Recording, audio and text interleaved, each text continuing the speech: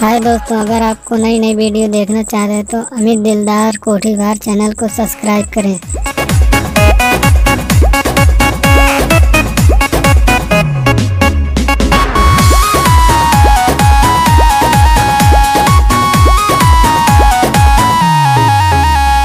रही जाई देहिया ईट के पैट के रतिया बिताई हमर रुआत बैठ के।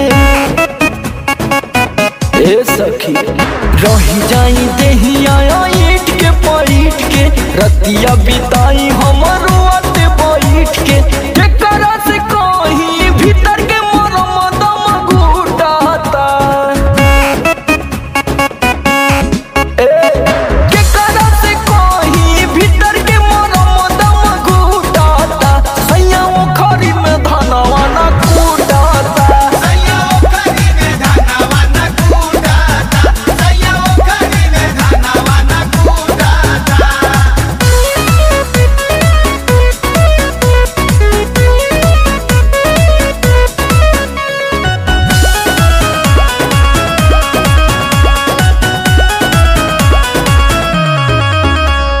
केतनो देखाई झलकाई के बदनिया खोले न मुआ ना ब्लाउज के बटनिया।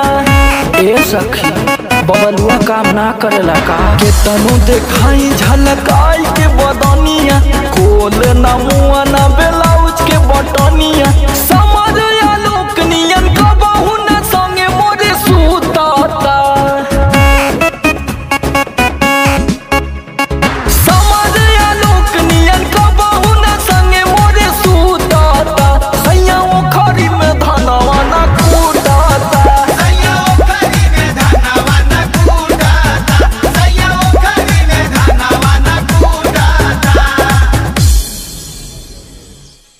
हाय दोस्तों, अगर आपको हमारा वीडियो पसंद आए तो लाइक और सब्सक्राइब ज़रूर करें।